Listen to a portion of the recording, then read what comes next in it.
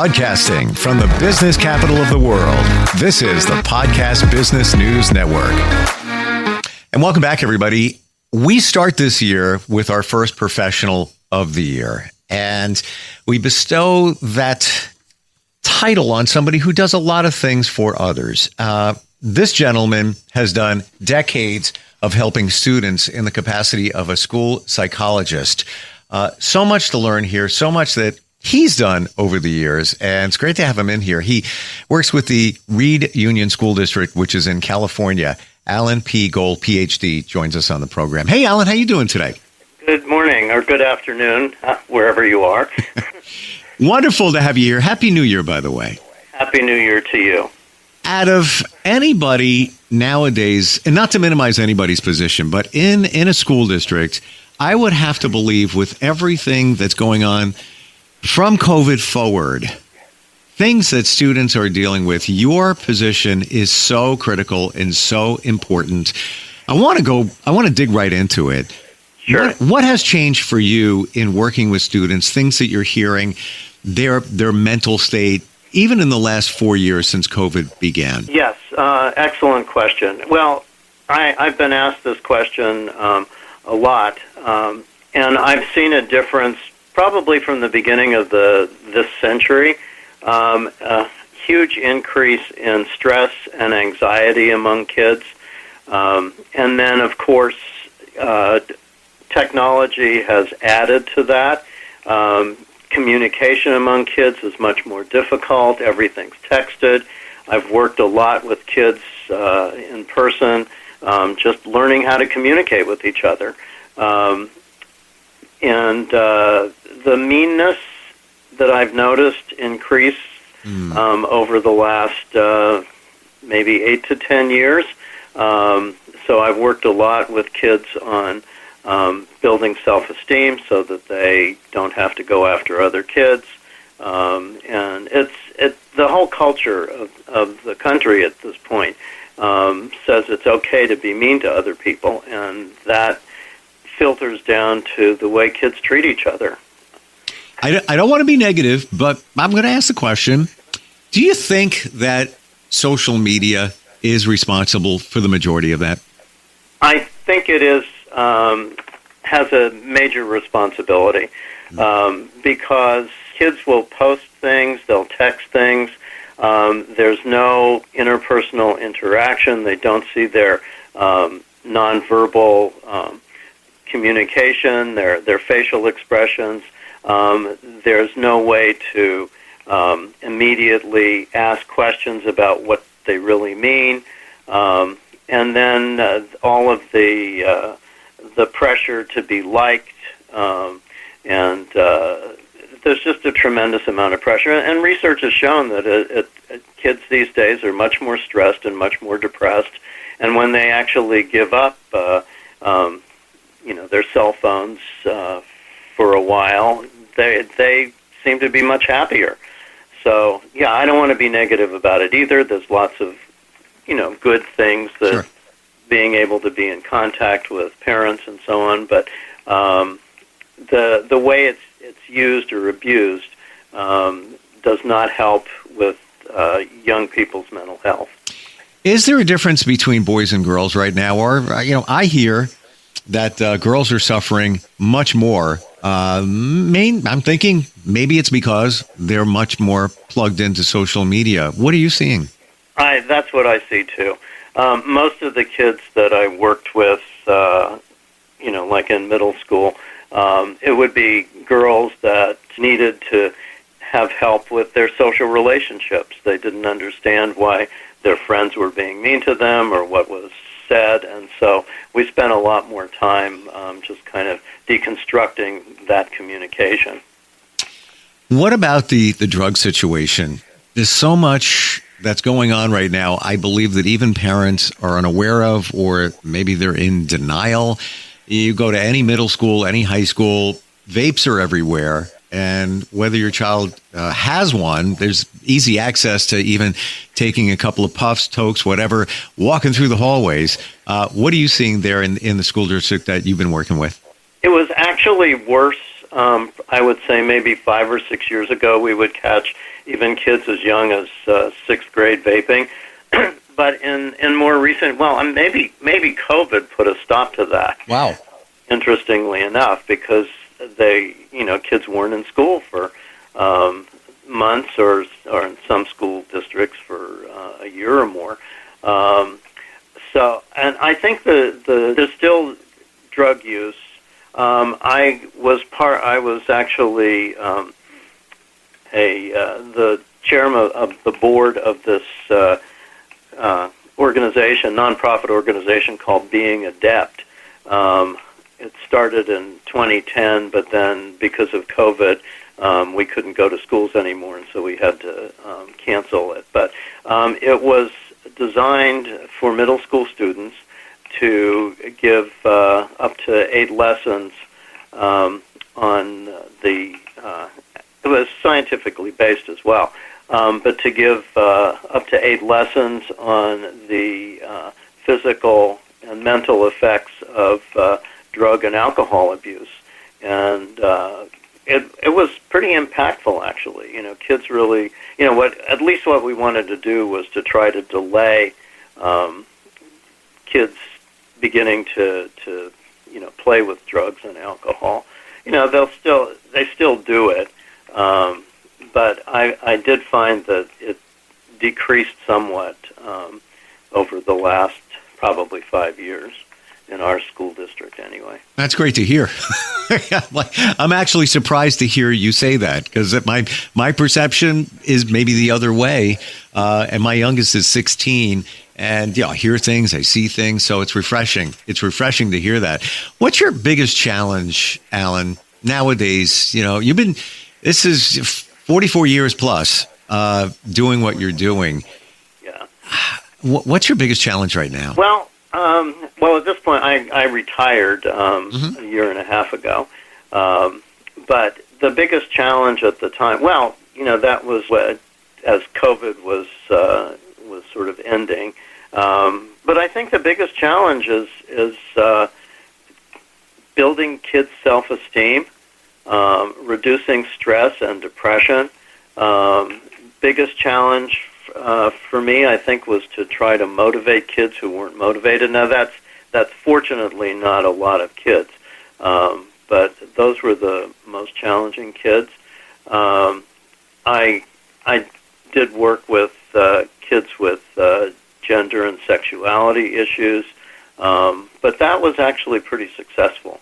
So I would say the biggest challenges are developing better social skills and higher self-esteem, because I found that kids would so easily put themselves down, and they were under such stress. Now, I worked for a high socioeconomic school district, so there was a lot of pressure from, whether it was directly from parents or from just the desire to, be successful. That was also a big challenge. Now, it's very different in other districts, so I'm not speaking for, kids who grow up in poverty and things like that. So, it really depends on the families and the whole social setting where kids grow up. Do you feel that a lot of students have so much talent, whether it's artistic, music, whatever it might be, but we don't see that because they hide it? Whereby, let's say maybe 30 years ago, it was the door was open to express your creativity, maybe a little bit more. Would you say that might be true? I think, again, it depends on the school district that a child is enrolled in. I think private schools probably are more open to that, although I can't swear to that. Our school district, we had a lot of electives, music, technology. They had school plays. So it really was interesting to watch. One of my favorite things I did was play cameo parts in school plays. But, when watching these kids who might be, more average academically and then really excel on the stage or musically or those kind of things. So it was very enriching to watch that. So our school district, which has money, certainly emphasizes academics. The academic standards are very high, but also provides opportunities for kids to engage in some of their more creative aspects. Now, one thing I've noticed over many, many years, there are kids who really are not strong academically, but they may be very good with visual and nonverbal skills, and who probably should become, plumbers or architects or house builders, whatever. Mm-hmm. And again, in a high socioeconomic district, the emphasis is really on academics. But I really did see young people who had other skills, and they really needed to be directed in those ways.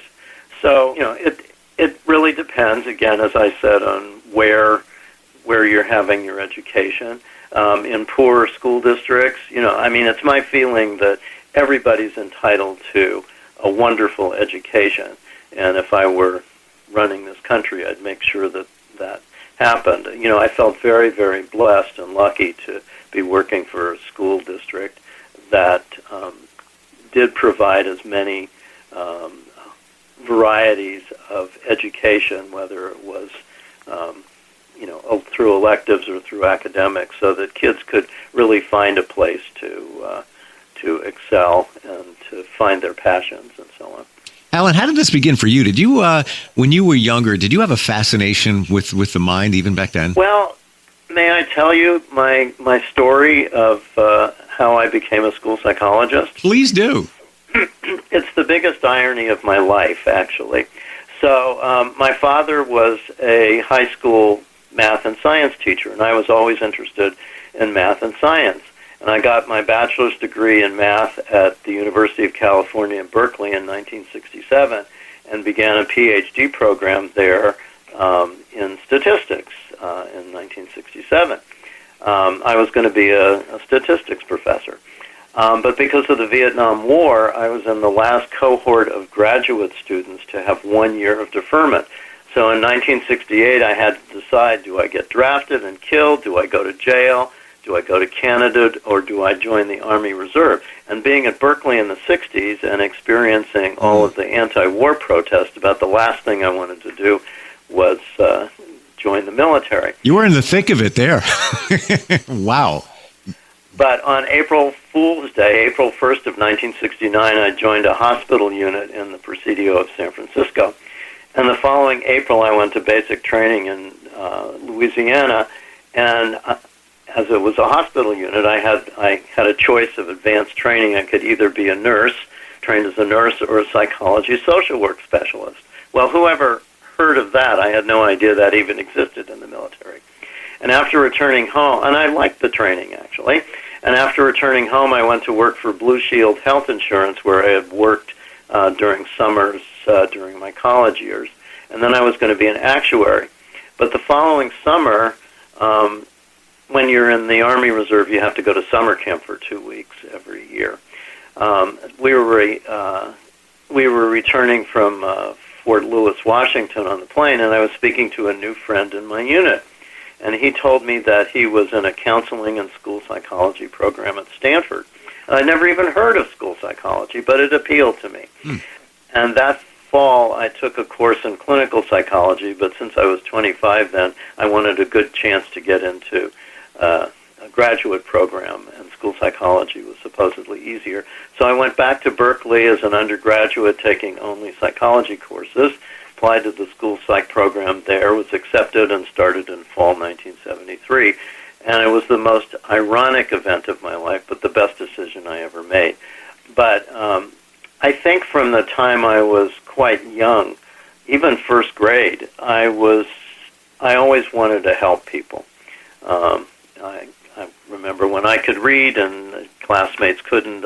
Even that young, I would help them try to read, and I would always help kids with math and so on. So, but I think my desire to understand psychology really didn't emerge until I started that second undergraduate program, and then I loved it. Why did you focus on schools? Like, you could have been a psychologist in general. You know, it could be a private practice or work for a company or a facility. What gravitated you basically from the beginning to working with students? Yeah, I always loved teaching, and I always enjoyed other students, and then my father was a role model for that. And and once I started the job, I realized how much, because people would ask me, why don't you do private practice? You know, you're really good at this. And I loved the cooperative process. I could work with parents, I could work with teachers, I could work with administrators, and obviously the children. And the social aspect of it was very satisfying. So rather than, you know, maybe I could have made more money or something, but I didn't have to worry about the business aspect of it. I could work with a whole variety of people. I think I'm a better thinker when I can talk to people and brainstorm, and somebody will say something and I'll get an idea for an intervention that I might not have thought of all by myself. So that's why I ended up there and loved it. You say that your father was very inspirational to get you going. What kind of values did he set forth for you? Well, he certainly valued education. My father was an immigrant he was born in Kiev, Russia in 1898, came to Philadelphia in 1904 when he was 6 years old, and then San Francisco in 1912. He actually lived to be almost 105 years old. But he really valued education. He was an avid reader.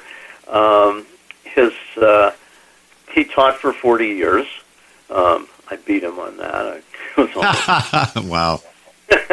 But and his last high school for 10 years was a almost all African American school in Oakland, California, across the bay from San Francisco.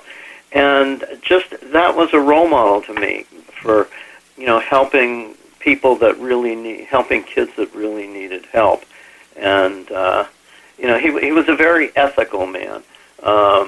We didn't always agree on everything, but he was honest, and he was really a moral person, and that really I think transferred to me. You know, as a school psychologist, I always felt I needed to be open and honest, and really a moral person as well. So, and I wanted to be a good role model for young people. Tell me about Nadine Lambert. Who is that to you?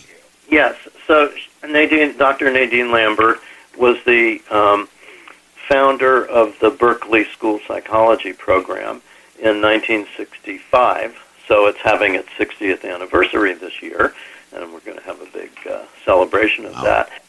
She was an extremely powerful woman, and her concept of what a school psychologist did was much more than just assessing kids, because that was pretty much the role of school psychologists back then, and often now too, where because of special education laws, that's our main job, is to identify kids with learning disabilities, emotional disabilities, autism, and so on. But she really saw the school psychologist as, I like to think of the job as a Renaissance person. You know, you have lots and lots of different hats. everything from understanding law, understanding organizational structure, and changing organizations. There was a big emphasis on consultation. So we were really trained how to consult with parents and particularly teachers and administrators. So, and that was an extremely valuable, how to be good listeners, how to ask the right questions, how to brainstorm ideas for interventions. So that was very, very powerful instruction, and so it was a 4+ year program, and so she really, I think, established a much broader, and we also included counseling and a lot of the roles that school psychologists can take on. Very broad question. Got a couple of minutes left. I'm curious. Yeah. What would you change in schools now, based on what you? And every district is different. I got that, but if you could broadly change something in terms of schools that would better psychologically support students, what do you think it would be? Oh, that's a really good question. Sometimes I think that putting, sort of having rigid times for promotion, everybody, if you're this age, you're in this grade. I think there needs to be a lot more flexibility in teaching, curriculum. I worked with gifted kids a lot, as well as kids with learning disabilities, and I think that there's need for a broader curriculum to meet every child's needs. One thing that was a change was working towards inclusion, so that kids with more severe learning disabilities or behavioral problems are included. I think that was basically a good thing, but it doesn't always work. In terms of changing, I think, as you suggested, that there should be more opportunities to identify kids who may have, creative skills, and make sure that they have opportunities to, express themselves, to try those out, and so on. Yeah. I think a big change would be much more mental health, and I'm not just saying, or mental health services. I'm not just saying that because I'm a school psychologist and I want them to hire more school psychologists, but I think that's probably the one thing that really could change much more, because there are so many kids that really are dealing with either internal or external problems. I did groups for children with divorce, children with special needs siblings, children who had severely ill parents, children who needed help with social skills. So over the years, I did lots and lots of groups, and I could see how much the kids needed that. And particularly now with, as we said earlier, with the challenges of social interaction, they just need help deconstructing the relationships with other people and finding ways to communicate in more effective ways, whether it's with friends or with parents. So I think mental health is, like in the past, several years, I would have even kids as young as third grade put a little Post-it note on my desk and say, "We need to see you, Dr. Gold." Wow. And which made me feel really, really good. But I could see and parents don't often have the time to sit and work these things out with kids. So I think having more mental health services for kids is really important. And I think as a school psychologist, it's kind of one of my goals was to be out there as much as I could. I gave lessons in classes. I mentioned that I was I did cameo appearances in school plays. Which, by the way, I didn't get to address that. I think that's fantastic. I love that idea. Just it brings you at the same level as the students. You're exactly right. And I like to tell a little quick story. About 5 years ago, a third grade girl came up to me after the play, and she said, "Dr. Gold, why are you doing this? Because you're a school psychologist." And I said, "That's a fabulous question." And I explained to her in sort of 8-year-old, 9-year-old language that I really wanted to destigmatize getting mental health for kids. So if they could see that I could be silly and fun and normal, they hopefully would be less afraid to come and talk to me when they did have something serious that they wanted to discuss. So I think it worked. Oh, absolutely. It made you even more approachable. And just even if the students weren't in that production, just to see other students that, oh, wait, Mr. Gold, he's part of that show. Wow. We need to duplicate you. We need to put you in all the schools. Wonderful talking with you. I can feel your passion. There's so much more to talk about, too, in terms of supporting students. And unfortunately, we're out of time now. But Allan, I got to tell you, thank you so much for being here today. It validated a lot of things I was thinking. Again, mine are 16 and 18, toward the tail end of school, but brings back memories of all the things that students deal with, and they need support. They need support. Yes. Right? Thank you for being here. I'm looking forward next time we get a chance to get together. Okay. Thank you so much. I appreciate it. We'll be right back.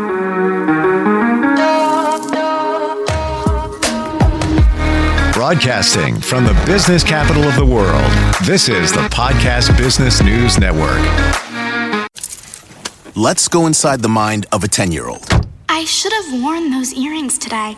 I like those earrings. Gabby has those awesome earrings. I need to ask her where she got those, but that's just what she would want me to do. I'll have Michaela ask her for me. Buckle up, Sarah. Yeah, but then Michaela will be like, why don't you just ask her yourself? That's just like Michaela. Sarah, buckle up. Michaela's such a great name. I wish I was called Michaela. There's like a dozen Sarahs in my class. Hey, we're not hitting the road until you buckle up, honey. Oh yeah, seatbelt. I forget sometimes because my brain is like busy, I wonder if there's pizza at school today. Sometimes it can be tough to get through to your kids, but it's not impossible. Always make sure they're wearing their seatbelts, even on short drives. Remember, you have the keys, you have the power. Never give up until they buckle up. A message from the National Highway Traffic Safety Administration and the Ad Council. Visit safercar.gov/kidsbuckleup for more information.